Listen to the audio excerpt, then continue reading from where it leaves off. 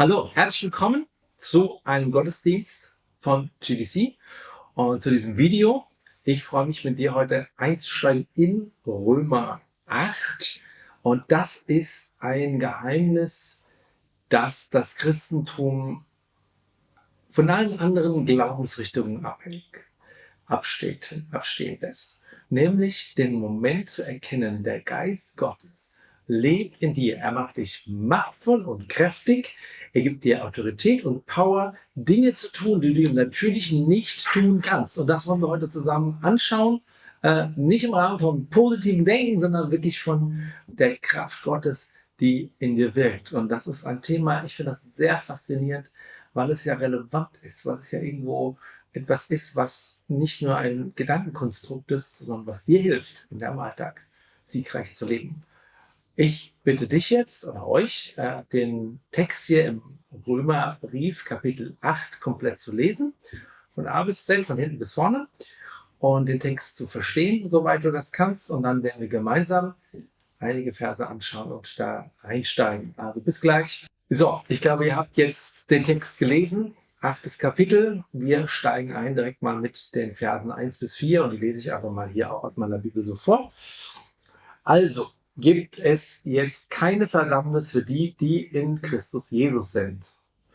Denn das Gesetz des Geistes des Lebens in Christus Jesus hat dich frei gemacht von dem Gesetz der Sünde und des Todes.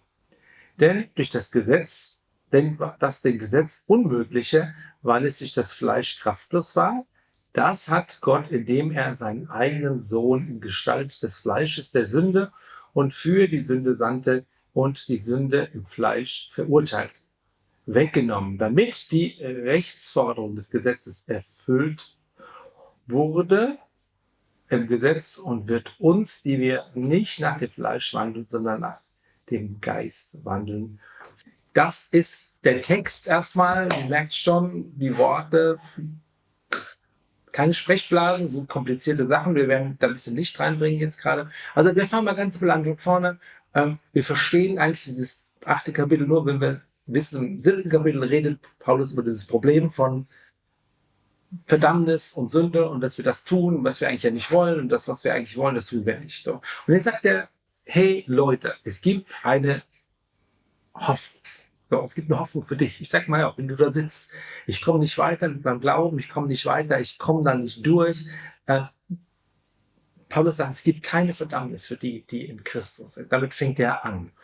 Also, du bist durch das Wort und durch den Geist Gottes, wenn du zu Jesus gehörst, bist du frei. So, wie geht das? Er sagt, das Gesetz des Geistes des Lebens in Jesus Christus hat dich frei gemacht.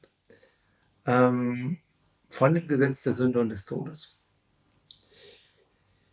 Also, mein Körper, der Tom, der hat Wünsche und Begierden, die sind nicht gut. Ja? Der kann ärgerlich sein, da kann ich mir zu viel Wein trinken wollen oder irgendwas, ne? Oder ich hätte gerne irgendwas, was ich nicht habe, irgendwie beneide ich irgendwas. Ne? Und ich merke, daran stoße ich so immer. Ne? Und dann habe ich jetzt verstanden, ne? Oh ja, soll ich ja nicht wollen, ne? Ich soll das ja nicht wollen. Ich möchte ja wollen, was ich eigentlich gerne möchte, was Jesus gefällt. Und dann schaffe ich das nicht immer. Und dann falle ich ja sozusagen meinen eigenen Maßstäben zu kurz. Und das ist das, was Paulus hier nennt, das ist ein Fluch. Und ich glaube, das verstehen wir. Wenn wir wirklich, das merkst du eigentlich erst, wenn du wirklich mit Jesus leben willst, wenn du das wirklich willst und dich nicht mit zweitklassigen zufrieden geben willst, dann spürst du die Grenze deines Körpers und deines Fleisches, also dieses natürlichen Menschen, ja, ganz doch. Wenn du immer nur machst, sag ich mal, am unteren Ende, am hinteren Ende, auch das ist, ich will das gar nicht so sagen, aber das ist so, wenn du wachsen willst mit Jesus, dann wirst du diese Grenze erleben. Die Juden haben ein Verständnis gehabt, dass erst dann, wenn ich etwas in die Tat umsetze, habe ich es wirklich verstanden. Nicht nur, wenn ich es hier oben habe, sondern wenn es in meinem Leben sichtbar wird. Und das ist so, weil wir geistliche und fleischliche Menschen sind. Körperlichkeit und Geistlichkeit gehören in der Bibel zusammen. Jesus kam im Fleisch, er kam als Mensch, der kam nicht als Lichtgestalt, der kam nicht als Wolke. Und ihr Lieben, das ist gut so. Es ist gut so, dass Geist und Welt oder Materie und Geist, die gehören für uns zusammen. Und wenn ich das versuche, nach der einen oder der anderen Seite aufzulösen, wird es schräg. Da will ich gar nicht näher drauf eingehen, kann man andere Videos zu machen. Ähm, Das darfst du erstmal wissen. Dieses Problem ist ein gottgewolltes Problem, ähm, das wir glücklicherweise haben, weil dadurch werden wir tatsächlich verändert. So. Ähm, Das heißt, erstmal machen wir uns mal klar, es gibt eine Unterscheidung zwischen geistlich und natürlich. Geistlich ist das, was der Geist Gottes in dir bewirkt. Das sind deine Hoffnungen. Auch wenn du mit Jesus laufen willst, dann legst du den Geist Gottes in dir. Natürlich oder fleischlich, das ist natürlich, das Wort ist für uns ganz normal, aber natürlich heißt erstmal in der Bibel auch gefallen. Also der natürliche Mensch ist jetzt nicht unbedingt der tolle Mensch, also das muss man mal so wissen. Der natürliche Mensch, also der Nicht-Erlöste ist gefallen. Das heißt, der ist nicht in seinem Status. Nichts von dem, was wir da so sehen draußen. Ich gucke hier gerade auf so ganz tolle Wälder und Bäume und alles Mögliche. Es ist wunderschön hier, aber die Natur ist gefallen. Und so auch du bist mit deinen Gefühlen, mit deinem Willen, mit deinen Gedanken. Du bist ja nicht neutral. Du lebst in einer gefallenen Welt und du versuchst dort rauszukommen. So. Ähm,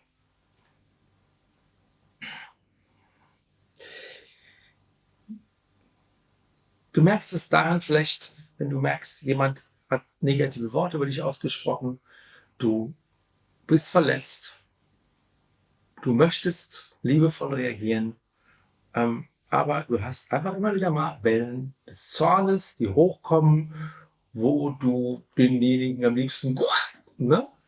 Ähm, Das ist der geistliche Mensch und der natürliche Mensch. Und wir nennen das mal heute in dem Video, natürlich heißt gefallen, daran merkst du es.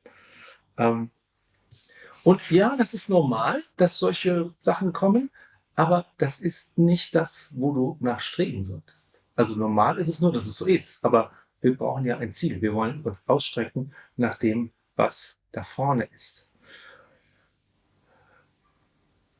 Ich will mal so sagen, ich glaube, wir merken das, wir sind eine Gesellschaft, ja, die sehr in den Gefühlen, in der natürlichen Welt lebt. Wir haben ja die Erde sehr erhoben. Ich sag mal, Umwelt und Natur haben wir in unseren Gesellschaften sehr erhoben als etwas fast Gottgleiches. Also wenn etwas ganz natürlich ist, dann sehen wir das ja fast immer als 100% positiv an. Die Bibel hat ja einen anderen Blick darauf. Sie sagt, dass die Schöpfung gefallen ist. Wir werden das gleich noch lesen. Und so sind auch deine Emotionen, deine Gefühle, dein Innenleben ist ja nicht neutral, sondern es lebt in einer gefallenen Welt und wir reagieren wie gefallene Menschen. Wenn ich das so lese oder sehe, diese ganzen Debatten, wir haben ja oft jetzt heute dieses Thema Hassrede, Hasskommentare und also irgendwie, die scheinen sich ja irgendwie explosionsartig zu verbreiten. Meine These ist, dass die genauso sind wie früher, nur wir sind immer weniger in der Lage, ähm, unsere Emotionen unter die Herrschaft Christi zu stellen und so züchten wir uns als Gesellschaft ja Opfergruppen regelrecht heran. Also heute ist ja jeder gut dran, ich sag mal, wenn er ein Opfer ist und sich so stilisieren kann. Nehmen wir das Buch von Prinz Harry als typisches Beispiel. Also was ist der arme Kerl ein Opfer? Ein Königssohn. Der arme Kerl, der musste im Palast leben. Meine Güte, also das ist ja furchtbar. Ich witzel so ein bisschen und natürlich waren da Sachen, ganz sicherlich. Aber dieses Buch wurde, glaube ich, 2 Millionen Mal verkauft, bis heute, wo ich das Video hier drehe. innerhalb von wenigen Tagen, weil er nicht das perfekte Opfer ist, ne? Der arme Kerl. Also da konnte er gar nichts gegen machen. Ähm, und auch ohne Gottesfurcht, wenn wir das so zulassen, diese natürliche Welt, wenn wir nicht verstehen, dass sie gefallen ist, ähm, dann werden wir auch als Gesellschaft immer roher oder brutaler, weil das ist ja mein Gefühl. Also wenn ich das Gefühl habe, ich muss jetzt irgendwie losschlagen, also wenn ich meinen Ärger nicht mehr gelernt habe zu unterdrücken, mein Zorn, meine Wut, mein Hass, meine Verletzung und so weiter, dann kriegen wir eine immer brutalere Gesellschaft. Das ist nicht nur durch Social Media, glaube ich. Das verbreitet das natürlich, das ist wie so das zweite Standbein, aber erstmal beginnen tut das, wenn Menschen nicht mehr in der Lage sind, auch ihre Emotionen kontrollierend, heilend einzuwirken. Und neben dieser Brutalität wächst auf der anderen Seite eine Hypersensibilität. Also alle sind heute von allem angegriffen. Ich habe letztens gerade irgendwie ein Video gesehen, also hat so eine Frau erzählt, also sie kann nicht mehr leben, weil das Universum von männlichen Wissenschaftlern als maskulin beschrieben wird. Ich weiß gar nicht, das Universum, die Sonne, die Sterne, keine Ahnung. Also so irgendwie, also es ist alles furchtbar, furchtbar, furchtbar da draußen. Es wäre richtig toxisch, weil das so von Menschen, von Männern beschrieben wird und sie fühlt sich völlig als Opfer. Das Universum, also ich meine, kann man alles so sehen? Muss man aber nicht. Aber heutzutage hilft das in einer Gesellschaft, die sich darauf spezialisiert hat. Und das ist gefährlich, weil es eine Gesellschaft auch kaputt macht. Das heißt, ohne Gott und ohne Gottes Glauben wird unsere Gesellschaft immer radikaler und sie wird auch immer weniger in der Lage sein, Ungleichheit und Ungerechtigkeit auszuhalten. Nun, sie wird versuchen, das einen Naturzustand herzustellen, den es aber so gar nicht gibt, denn die Natur ist gefallen. Das muss man nur verstehen. Also, lesen wir weiter hier im Römerbrief, Kapitel 8, 9 bis 10. Und da heißt es, ihr aber seid nicht im Fleisch. Also ihr seid nicht natürlich, sagt Paulus, ja, um das mal so simpel zu übersetzen, sondern im Geist.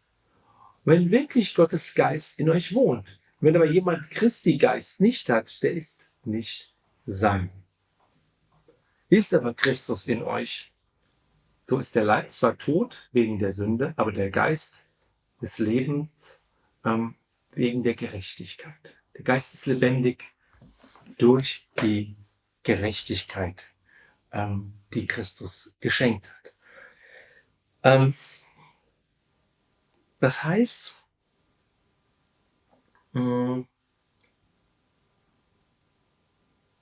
das Problem ist, wie sterben wir denn? Also was machen wir denn jetzt mit diesem natürlichen Leib? Also Paulus hatte hier eine einfache Antwort, so einfach ist die ja irgendwie auch nicht so. Also ja, wir haben den Geist Gottes in uns und wenn der Geist Gottes in uns ist, ja, dann stirbt der Leib. Also wir sollen sozusagen unseren Leib auch abtöten. Jetzt meint Paulus das jetzt nicht so immer ein Messer. Das ist nicht die Idee, auch nicht den Leib zu verletzen, sondern er spricht von dem, was wir eben geredet haben, von diesem, was wir oft als gesund empfinden. Wir achten darauf, was sozusagen in unserem Körper vor sich geht. Und wir sind aber dabei ein gefallener Mensch. Und Achtsamkeit ist ja so ein ganz großes Thema heutzutage. Also ich bin ja für alles achtsam und nehme alles wahr. Ich empfinde das zweischneidig. Achtsamkeit auf geistliche Dinge, Achtsamkeit auf kleine Dinge. Also es ist gut, achtsam zu sein, in der Natur zu sein, zu schauen, wahrzunehmen, zu spüren. Das hat eine sehr, sehr gute Seite, aber ihr merkt schon, Achtsamkeit wird ja oft dann, ich bin ja dann sehr achtsam, wenn es um meine eigenen seelischen, psychischen Verletzungen geht. Also ich bin ja sehr, sehr achtsam, wenn ich spüre, oh, wie bist du denn heute so da? Wie geht's dir denn heute? Wie fühlst du dich denn heute? Und dann schaue ich auf das, was mich verletzt hat. Also Achtsamkeit, wenn sie ein Verstärker von negativen Gefühlen ist, dann ist sie nicht hilfreich. Dann ist es gut, sich klar zu machen, dieser Teil von mir, der ist eigentlich dann so bestimmt zu sterben, damit ein anderer Teil leben kann, nämlich der geistliche Teil. Der Geist Gottes in dir, der soll groß werden und nicht dein menschlicher, dein natürlicher, sag das bewusst wieder, Teil, der jetzt einfach sich verletzt fühlt. Ne? Ich bin einfach angepisst, weil da hat mir jemand irgendwas gesagt, das gefällt mir nicht. Ne? Und deswegen darf ich jetzt verletzt sein, ich darf ein Opfer sein oder ich darf aggressiv reagieren, ich darf jemanden verklagen und so weiter. Das ist ja immer mehr. Also Cancel Culture ist ja gar so ein Ding. Cancel Culture ist ja so ein Ding. Das darf nicht sein. Jemand anderes tut etwas, was mir nicht passt, und dann suche ich immer auch gleich eine Gruppe. Also ich bin ja immer die Schlimmsten, sind ja die irgendwie denken, sie kämpfen für anderen Leutes Rechte, wo sie eigentlich nur für sich selber kämpfen. Das ist ja ein ganz großes Ding. Dafür, die halbe Welt funktioniert ja so und auch die ganze Medienwelt funktioniert ja so, dass man angeblich immer für jemand anderen einsteht, der eigentlich entrechtet ist, aber eigentlich kämpft man ja nur für sich selber. Niemand kämpft wirklich für andere. Die kämpfen alle für ihren eigenen Geldbeutel oder für ihr eigenes Ansehen. Klickzahlen und so weiter und so weiter. Also heutzutage ist das sehr, sehr stark geworden. Das heißt, es ist wichtig zu merken, Achtsamkeit, sehr vorsichtig und mit Bedacht achtsam zu sein und manchmal auch ganz bewusst nicht achtsam auf meine negativen Gefühle, sondern die loszulassen und wegzugeben. Auch das heißt, im Geist zu leben, also etwas anderes groß werden zu lassen. Lesen wir weiter, Verse 15 bis 17. Denn ihr habt nicht einen Geist der Knechtschaft empfangen, weder zu Furcht, sondern einen Geist der Sohnschaft habt ihr empfangen. Also der Kindschaft Gottes, indem wir rufen, aber Vater, also wie lieber Papa, Papa. Der Geist selbst bezeugt zusammen mit unserem Geist, dass wir Kinder Gottes sind. Wenn aber Kinder, so auch Erben, Erben Gottes und Miterben Christi, wenn wir wirklich mitleiden, damit wir auch mit verherrlicht werden. Wenn ich das eben so gesagt habe, jetzt kann man ja so denken, naja, also wir sollen quasi leiden, aber dabei das unterdrücken wir und naja, im Grunde genommen sollten wir einfach lächelnd durch die Welt laufen und alles, was negativ ist, drücken wir runter, damit irgendwie ein ominöses Gutes bei uns irgendwie größer werden kann. Und so gehen wir dann irgendwie durchs Leben. Dem ist nicht so. Sondern hier schreibt Paulus, das macht ja nur Sinn, wenn der Geist in uns, wenn das ein Ziel hat, wenn das funktioniert. Das andere wäre positives Denken. Wir denken ja nicht einfach positiv, sondern wir erwarten, dass der Geist Gottes in uns ist und dass wir diesen Kampf, den wir in der Welt haben, weißt du, du hast einen Kampf, jeder Mensch hat einen Kampf, den er führt, oder? Du hast einen Kampf. Alle, die hier zugucken, haben einen Kampf. Und diesen Kampf kannst du kämpfen mit geistlichen oder mit natürlichen Mitteln. So, und mit den natürlichen, menschlichen, fleischlichen Mitteln erzielst du nur fleischliche, menschliche, natürliche Ergebnisse. Du hast aber eine andere Kraft in dir. Ich sag mal ein Beispiel. Guck mal, manche sind krank. Boah. Ich will das sagen, das ist nicht ein Allheilmittel, aber immer wieder für Menschen beten. Ich bete mal gerade. Herr, ich bin für die, wenn du heute krank bist. Du merkst, du brauchst Heilung. Und du versuchst das mit Ärzten und so weiter. Das sind menschliche Mittel. Das ist alles in Ordnung. Das ist nicht immer falsch. Das ist gut. Ich nehme, wenn ich Kopf habe, nehme ich eine Tablette. Mache ich. Und wenn ich einen Unfall hatte, dann klebe ich mir ein Pflaster drauf. So, aber geistliche Gesundheit, auch für deinen Körper, kommt durch geistliche Kraft. Vater, und ich bitte jetzt auch die jetzt gerade zuschauen, die Heilung brauchen, ich spreche das aus, die Heilung Christi für dich, dass du geheilt wirst. Danke dir, Herr, dass du deine heilende Hand jetzt auf die Wunden legst, auf die seelischen, auf die körperlichen Verletzungen, Schwierigkeiten, die da sind, dass jetzt Heilung kommt. In deinem Namen spreche ich das aus. Heilende Hand Gottes, danke, dass du jetzt anfängst zu heilen und dass du die Person wiederherstellst. Einfach ein Gebet, das kannst du wiederholen, das kannst du für dich beten, das kannst du für andere beten. Ich habe erlebt, dass viele Menschen geheilt wurden durch Gebet. Manche wurden nicht geheilt, das Thema haben wir heute nicht, aber das ist geistlich mit etwas umzugehen. werde nachher auch noch ein paar andere Beispiele bringen, was es heißt, geistlich loszugehen. Also wenn du aufhörst mit diesem, ich sag mal bewusst jetzt ein bisschen überspitzen, mit dem kindischen Verhalten, kindischen Verhalten, sag ich mal vielleicht, einfach nur versuchen, irgendwie mit natürlichen Mitteln deine Problematiken zu lösen, dann lebst du noch nicht in der Autorität Christi. Da ist mehr. Nur so mal simpel gesagt. Das ist, was Paulus sagt. Da ist mehr. Wir haben den Geist Gottes. In Vers 20 sagt er etwas über die Schöpfung. Und das habe ich eben schon angesprochen. Ich lese mal diesen Vers jetzt hier durch. Denn die Schöpfung ist der Nichtigkeit unterworfen. Nicht freiwillig, sondern durch den, der sie unterworfen hat, auf Hoffnung hin. Allein so ein Satz kann man sich mal überlegen. Dass auch selbst die Schöpfung von der Knechtschaft, der Vergänglichkeit frei gemacht werden wird, zur Freiheit der Herrlichkeit der Kinder Gottes. Denn wir wissen, dass die ganze Schöpfung zusammen seufzt und zusammen in den Geburtswehen liegt, bis jetzt. Also auch der Schöpfung, und du bist auch Teil der Schöpfung, ist Gewalt angetan worden, und sie hofft, sie sehnt sich auf Erlösung. Ja, das ist vielleicht mal ein Bild. Ich glaube auch, hier brauchen wir vielleicht einen guten Blick nochmal, was ist denn da diese Erlösung, die die Natur sich erwartet? Ich will es mal so sagen, ich zweifle daran, dass das was mit der Klimaerwärmung zu tun hat und unseren Versuchen, CO2 der Luft von 1% auf 0,9% zu reduzieren. Ich glaube, diese Sehnsucht der Schöpfung ist wesentlich tiefgreifender und wesentlich umfassender. Sie ist geistlich. Wir kämpfen mit dieser Schöpfung oder um die Schöpfung oft mit ganz, ganz menschlichen Mitteln. Sage ich, dass das alles schlecht ist? Nein. Ich sage nur, wir werden mit diesen Mitteln diese Schöpfung nicht retten können. Denn diese Schöpfung, unser Planet, wird untergehen. Also nicht morgen vielleicht, nicht übermorgen, aber er geht unter. Und mit ihm auch alle Bäume, alle Tiere, alle Pflanzen und Vögel und Fische. Die werden untergehen. Auch mit uns, mit ihm auch wir.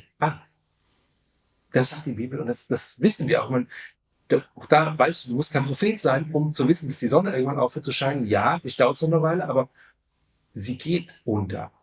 Und die Erlösung ist eine geistliche Verwandlung. Auch in der Natur, guck mal ein bisschen näher hin. Wir haben hier ganz viele Ameisen. Ne? Wenn du so eine Fliege bist oder wenn du ein anderes Tier bist und die Ameisen greifen dich an, das ist brutal. Die schleppen so ein armes Viech mit und dann bist du jetzt halt ein bisschen größere Fliege, bist von Ameisen gefangen und die Ameisen schleppen dich in ihren Bau und fressen dich auf. Also ist das jetzt so toll? Natürlich. Sind die liebevoll? Nein.